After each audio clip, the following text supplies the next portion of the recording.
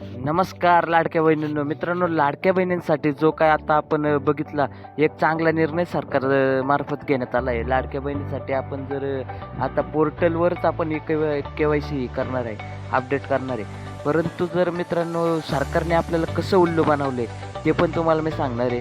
तर कोण ह्या बाई आहेत ना मित्रांनो, आता बालविकास मंत्री आहेत त्या काहीतरी आदित्य तटकरे नाव आहे त्यांचं. तर मित्रांनो आता ह्या यांना आपणच निवडून दिलं आणि ह्या आपल्यालाच कसं उल्लू बनवतात बघा आता. आता याच्यात काय झालं मित्रांनो, जी आपण 31 मार्चपर्यंत यांनी जी मुदत वाढवली ई-के-वाय-सी, परंतु त्या पोर्टलवर आहे ना ई-के-वाय-सी ती फक्त आहे ना म्हणजे ज्यांचे चुकले त्यांचेच होणार आहे. ज्यांची अनावधानाने राहिलेली आहे ई-के-वाय-सी अपडेट काय म्हणजे ई-के-वाय-सी ज्यांची करायचीच राहिली त्यांच्यासाठी मित्रांनो पोर्टल त्यांच्यासाठी नाही आहे मित्रांनो. तर त्यात असं विषय आहे की ज्यांची चुकलेली आहे पहिल्यांदा त्यांनी ऑप्शन सिलेक्ट करताना चुकी केली त्यांचीच परत होणार आहे. पण आपली जी नव्याने करणार आहेत त्यांची काय होणार नाही मित्रांनो. आणि यांनी कसं उल्लू बनवलं आहे तर मित्रांनो, आधी आपण जर ई-के-वाय-सी करत होतो तेव्हा 1 मिनिटाला मित्रांनो जो ओ टी पी यायचा तो 2-3 मिनिटांनी यायचा ओ टी पी. आणि मग ती ओ टी पी रॉंग म्हणून सांगायचं. असा भरपूर जणांचा प्रॉब्लेम झाला आहे. आणि यासाठी मी त्यांना जर कुणी त्यांच्यापर्यंत हा व्हिडिओ गेलाच बालविकास मंत्री त्या आदित्य तटकरे कोण असतील त्यांना जर आपण निवडून दिलं ना आपल्या जीवाची मजा करतात.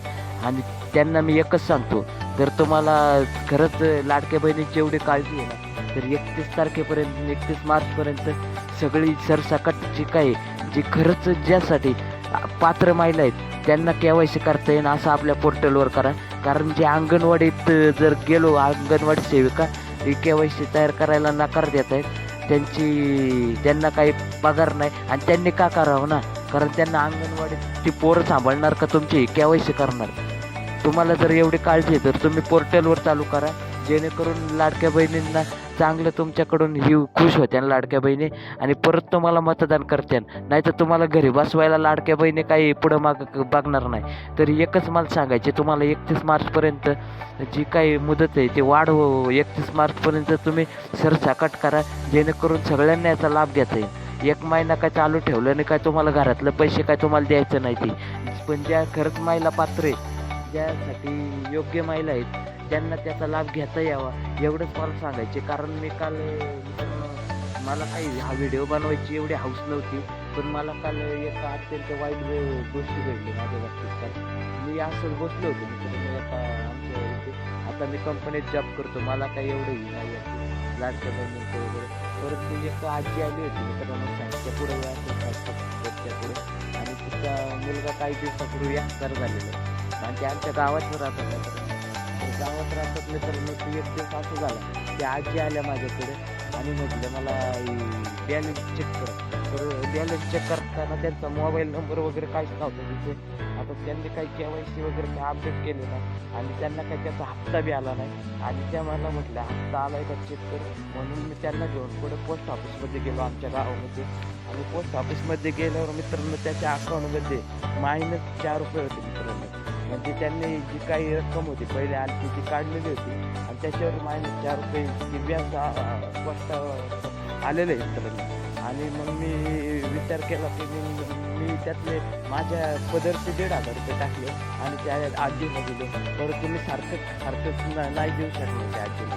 म्हणून मला एकच टाकायची. आणि काही आता मी भरपूर महिलांच्या 10-12 महिलांच्या आहे केला, परंतु त्यातल्या 2-3च महिलांचं के-वाय-सी अपडेट झालं. बाकी त्यांचं ओ टी पी 1 मिनिटांच्या वर गेला की तिथं परत ओ टी पी टाका म्हणतो.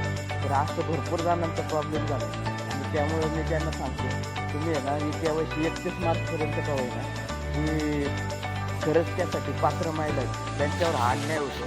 आणि तुम्हाला काय तुमच्या खिशातून पदर द्यायचे नाही.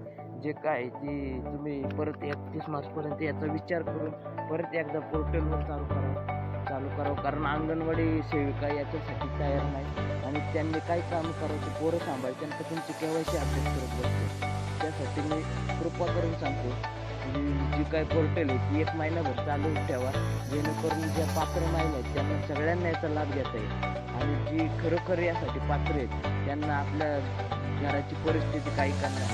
आता काही लाडक्या बहिणींसाठी तुम्ही जर बघितलं तर याच्यात गरीब महिला जास्त आहेत. काही श्रीमंतांच्या त्यांना घरी बसून सगळं खायला भेटतं आहे. इतर लोक बाकीच्या बहिणी वावरात कामं करून कमावतात आणि मग तुम्ही त्यांच्या बाबतीत जर असं करत असाल, कारण भरपूर प्रॉब्लेम आलेला आहे, नेटवर्कचा प्रॉब्लेम, परत की सर्व्हरचा प्रॉब्लेम तुमच्या. त्यामुळे तुम्ही 1 महिना मुदत 31 मार्चपर्यंत पोर्टलवर चालू करा हेच मी तुम्हाला सांगतो.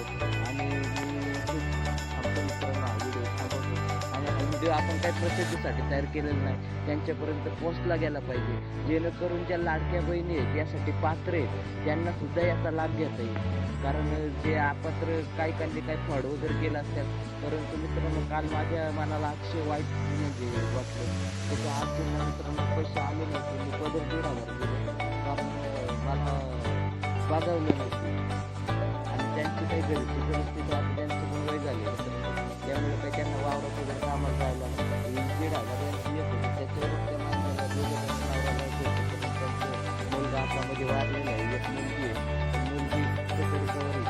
त्यामुळे मी कृपा करून सांगतो की केवायसी 31 मार्चपर्यंत सरकारने याचा विचार करावा, नाहीतर पुढल्या 5 जणांना तुम्हाला घरी बसावं लागेल.